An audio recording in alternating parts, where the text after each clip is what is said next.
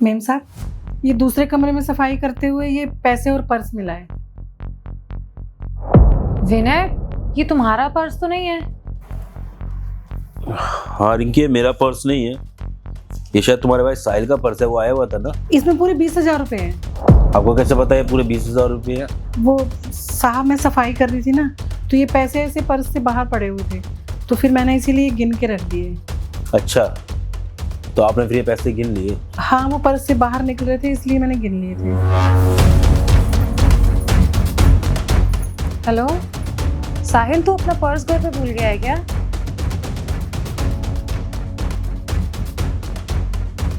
अच्छा ठीक है, आ जा, आके ले जाइए तुम। आंटी जी आप अंदर जाइए, काम करिए अपना। विनय, साहिल कह रहा है कि इसमें 22,000 रुपए हैं, लेकिन ये तो सिर्फ 20 कह रही है। 22,000 रुपये? आंटी तो कह रही थी 20,000 रुपये। एक मिनट रुको। हाँ तो आंटी झूठ बोल रही है ना, साहिल क्यों झूठ बोलेगा?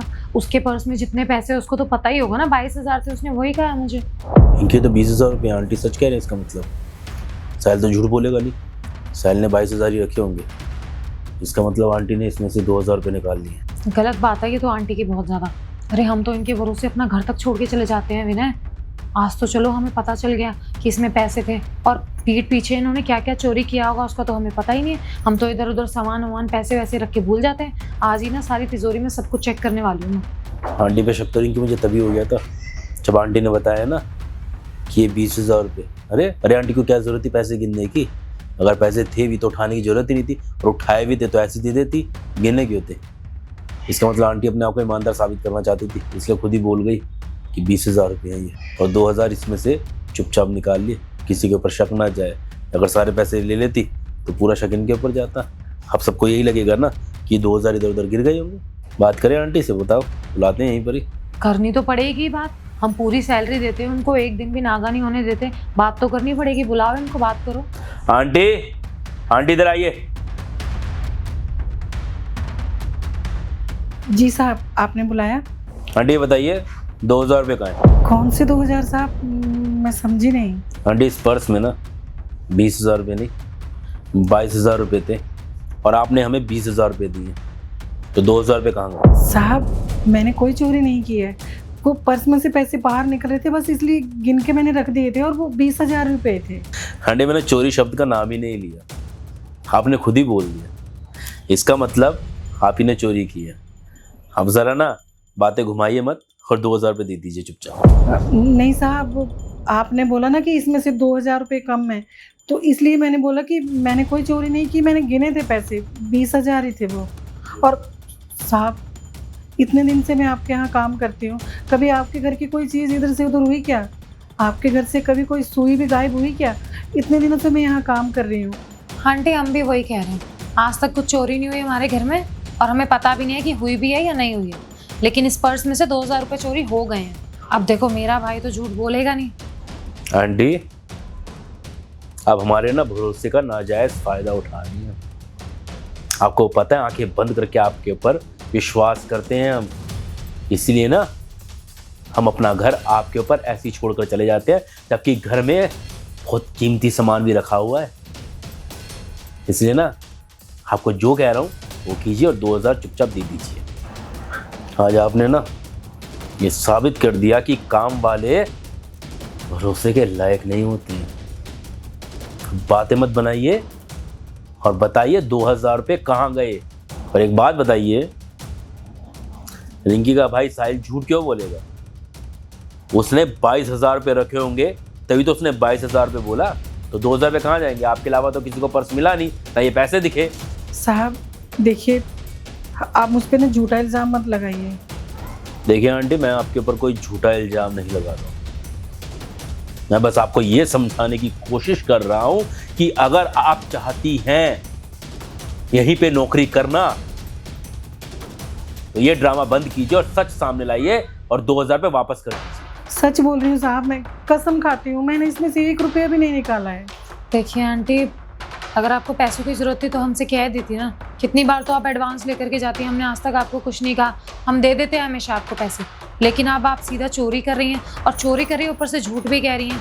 कितनी गलत बात है ये। अरे रहने दो रिंकी, कोई समझा के फायदा नहीं है इन्हें। अब एक काम कीजिए, अपना काम कीजिए।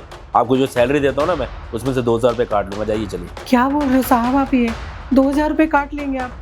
पर साहब वो मेरी मेहनत के पैसे होंगे, मैंने चोरी नहीं की है, मैं बोल रही हूँ। आंटी ये भी किसी की मेहनत के पैसे हैं। देखिए मैं आपके हाथ जोड़ती हूँ, मेरी तनख्वाह में से कोई पैसे मत काटिए। मेरी तनख्वाह वैसे ही बहुत कम है। आप बताइए 7000 रुपये में क्या होता है? पूरे महीना नहीं चलता है।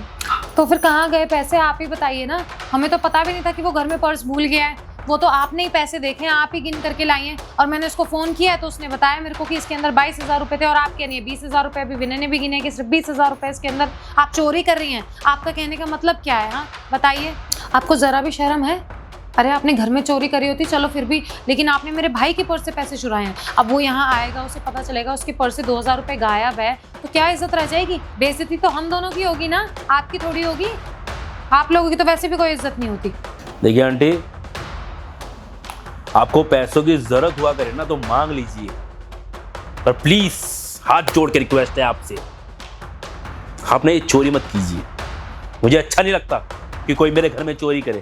अरे आपको बहुत भरोसा करके हमने इस घर के अंदर रखा हुआ है, और हमारे घर से पैसे गायब हो रहे हैं, और वो भी हमारे नहीं, हमारे घर में जो गेस्ट आया उसके। कितनी शर्म वाली बात है। हम क्या जवाब देंगे उसे? हैं? आप खुद सोचिए ना, हम तो कोई जवाब ही नहीं दे पाएंगे। कितनी बेइज्जती होगी हमारी। इसलिए प्लीज कभी पैसों की जरूरत हो तो मांग लेना, चोरी मत करना बस। अरे साहब मैं बोल रही हूँ ना, मैंने कोई पैसे नहीं लिए हैं। उल्टा मैंने तो पैसे गिन के रखे थे, नीचे गिर रहे थे पैसे।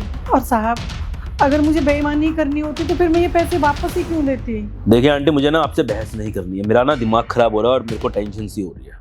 मैं अपने आप को कूल करना चाहता हूँ। मेरे को ना काम करना है बहुत सारा, मेरे पास बहुत प्रेशर है काम का। आप एक काम कीजिए, अपना काम कीजिए, मैं आपकी सैलरी में से 2000 रुपये काट लूंगा, और अब मुझे कोई बहस नहीं करने चाहिए। साहब मेरी तनख्वाह में से पैसे मत काटिएगा। मैं बहुत मेहनत करती हूँ और मेरी मेहनत के पैसे होंगे वो। इतने सालों से काम कर रही हूँ, आप विश्वास कीजिए ना मेरी बात का। मैंने पैसे गिन के आपको दे दिए।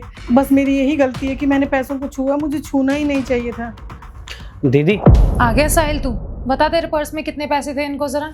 हाँ दीदी, एक्चुअली ना दीदी पर्स में ना 22,000 रुपये नहीं 20,000 रुपये ही होंगे। 2,000 रुपये ना मैंने शॉपिंग कर लिए, शूज़ ले लिए थे। मुझसे ना गलती हो गई, मैंने फ़ोन पे ना आपको 22,000 रुपये बोल दिए थे, तो मुझे लगा आपको टेंशन हो गई होगी, तो मैं बताने आ गया कि अब 20,000 रुपये ही थे।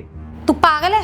तेरे को पता भी है तेरे ये झूठ बोलने की वजह से यहाँ पे कितना कुछ हुआ है? सोच समझ के बोलना चाहिए ना, याद रखना चाहिए। दिमाग नहीं है तेरे अंदर? तेरी वजह से पता नहीं कितना कुछ कह दिया हमने। आंटी को इतने सालों से हमारे घर में काम कर रही है, बेहकल कहीं का बेवकूफ। सॉरी दीदी, गलती हो गई मुझसे। ये गलती है? अरे होश में रहा कर थोड़ा, पता नहीं कौन सी मदहोशी में गुम रहता है हमेशा। अरे जो तूने किया है ना बहुत गलत किया है, कहीं का। सॉरी आंटी, माफ़ कर दीजिए, वो मेरे से गलती हो गई। वो मिसअंडरस्टैंडिंग थी ना, तो मुझे लगा कि वो गेस्ट आया था घर में। आपको तो पता ही है कि रिंकी का भाई है, यहाँ रहता तो है नहीं, मिलने के लिए आता है, तो वो थोड़ा सा इंसल्टिंग फील हो रहा था। कि मुझे लगा कि शायद अगर उसे लगेगा कि हमारी काम वाली ने उसके पैसे चोरी कर लिए तो हमारी इंसल्ट होती, तो इसलिए मैंने आपको बोल दिया। आंटी सॉरी, प्लीज़ माफ़ कर दीजिए, मिसअंडरस्टैंडिंग थी। देखिए आप दोनों माफ़ी मत मांगिए, आपको माफ़ी मांगने की ज़रूरत नहीं है। मैंने देख ही लिया, मैं देख रही हूँ कि कैसे क्या चीज़ हुई। आप लोगों की भी गलती नहीं है। बस एक ही बात का दुख हो रहा है कि मैं इतने सालों से आपके यहाँ काम करती हूँ, फिर भी आपने मेरा विश्वास नहीं किया। मैं बार बार बोल रही हूँ आपको कि मैंने कोई 2000 रुपये नहीं लिए, मैंने खाली पैसे गिन के आपको दिए, पर आप सुन ही नहीं रहे। माना साहब हम गरीब हैं, लेकिन गरीबों का भी ईमान होता है। आपको हमारी बात का विश्वास करना चाहिए था। पता नहीं लोगों को ऐसा क्यों लगता है कि अगर घर में चोरी हो या कुछ गलत काम हो तो ज़रूर वो किसी गरीब ने किया है, किसी काम वाली नहीं किया है। मेम साहब को पता है, आज तक महंगी से महंगी चीज़ मुझे घर में पड़ी हुई मिली है, मैंने ला के मेम साहब को दी है। लेकिन आज पैसों की बात आई तो आप लोगों ने मुझ पर ही शक किया।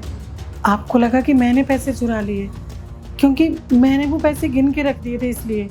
और उनके एक बार बोलने से आपको लगा कि मैं झूठ बोल रही हूँ, मैंने पैसे निकाले हैं। आप दोनों एक बार भैया जी को घर पे तो आने देते, सामने उनसे बात करते, उनसे पूछते कि कितने पैसे थे। लेकिन आपने ऐसा कुछ नहीं किया। आप दोनों ने मेरे साथ बहुत गलत किया है, सीधा मुझ पे शक कर लिया आपने। इतने सालों से मैं आपके यहाँ काम कर रही हूँ, आपको अपने बच्चों जैसा मानती हूँ, आपके परिवार को अपना परिवार मानती हूँ, लेकिन सिर्फ 2000 रुपयों के लिए आज आप दोनों ने मुझे चोर कह दिया, चोरी का इल्ज़ाम लगा दिया मुझ पे। क्यों? क्योंकि आपको लगा कि आपके भाई हैं तो वो सच बोल रहे हैं और मैं झूठ बोल रही हूँ। सीधा इल्ज़ाम मुझ पे लगा दिया आपने। कम से कम एक बार उनसे पूछ तो लेते कि उसमें 20,000 रुपये थे या 22,000 रुपये थे, लेकिन नहीं, आपने सीधा मुझे गलत बोल दिया। आंटी आप समझ सकते हैं ना, प्लीज़ माफ़ कर दीजिए ना। नहीं साहब, आप क्यों माफ़ी मांगेंगे? आप तो बड़े लोग हो ना, आप तो बड़े लोगों को कुछ भी बोल सकते हो और हम यहाँ पर नौकर हैं। आप लोगों की गंदगी साफ़ करते हैं, आपका दिया हुआ खाते हैं, तो आपका तो हक बनता है ना हमें बेइज्जत करने का। कोई बात नहीं साहब। मेम साहब, एक काम कीजिए कि अपने लिए कोई और नौकरानी देख लीजिए। मैं अब यहाँ काम नहीं कर सकती। अरे आंटी जी प्लीज आप ऐसा मत करिए। आप इतने टाइम से हमारे घर में, आपके ऊपर भरोसा है, हमको आज थोड़ी सी मिसअंडरस्टैंडिंग हो गई और हम मान रहे हैं कि हमारी गलती है। दोबारा कभी आप पे कोई ब्लेम नहीं लगाएंगे। आप प्लीज हमें माफ कर दीजिए, लेकिन इतना बड़ा डिसीजन मत लीजिए। प्लीज घर को छोड़ के मत जाइए आंटी जी। आपको पता है ना, आपके बिना अब हमारा काम ही नहीं होगा। प्लीज आंटी ऐसा मत करिए। आंटी जी बोल तो रहे हैं आपको कि हम लोगों से गलती होगी, प्लीज़ माफ़ कर दीजिए, मिसअंडरस्टैंडिंग थी।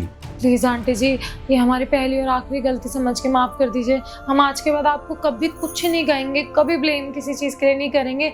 हमें आज अपनी गलती से ना सबक मिल गया है कि हमें आपके ऊपर शक नहीं करना चाहिए। आई एम सॉरी आंटी जी।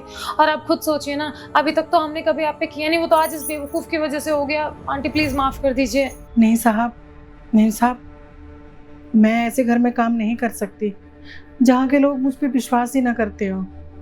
आप अपने लिए कोई दूसरी काम वाली देख लीजिएगा, मैं यहाँ काम नहीं करूँगी अब। अरे आंटी जी, इतनी छोटी सी बात के लिए आप इतना बड़ा डिसीजन क्यों ले रही है? हमने कहा तो हमसे गलती हो गई है, माफ़ी भी मांग रहे हैं आपसे। प्लीज़ आंटी आप ये काम छोड़ के जाने वाली बात मत कीजिए। नहीं, प्लीज़ माफ़ करना साहब, मैम साहब। आंटी प्लीज़ आप ऐसे मत जाइए। ये सब कुछ है ना तेरी वजह से हुआ, बेवकूफ़ कहीं का। भाई थी, मैं आती हूँ आंटी से बात करके। हाय गाइस, कैसी लगी आपको वीडियो? उम्मीद करता हूँ वीडियो अच्छी लगेगी। बाकी यही कहूँगा कि यार एकदम से किसी के ऊपर चोरी का इल्ज़ाम नहीं लगाना चाहिए, क्योंकि ना बहुत आसान होता है किसी को चोर कहना, लेकिन सामने वाले के ऊपर क्या बीतती है जब उसके ऊपर चोरी का इल्ज़ाम लगाता है, आप नहीं समझ सकते हैं। बाकी ये कहूँगा कि विक्टर स्कॉटलैंड के परफ्यूम लॉन्च हो चुके हैं और काफ़ी लग्जरी परफ्यूम्स हैं ये, और इनकी फ्रेगनेंस भी एक से एक अच्छी है। आप देखेंगे कि पैकेजिंग भी बहुत ऑसम है, और जितनी अच्छी पैकेजिंग है उससे ज़्यादा अच्छी इसकी फ्रेगनेंस है। आप मेरे कहने पे एक बार ट्राई ज़रूर करना, आपको ऑनलाइन मिल जाएंगे। आप इनकी वेबसाइट से ले सकते हैं विक्टर स्कॉटलैंड की, या फिर फ्लिपकार्ट या अमेजोन से परचेज कर सकते हैं। बाकी अभी ये वीडियो हम दिल्ली में बैठ के बना रहे हैं, आप कौन से शहर में बैठ के देख रहे हैं ज़रूर बताना। मिलते हैं अगली वीडियो में। Bye bye, take care, love you all, bye.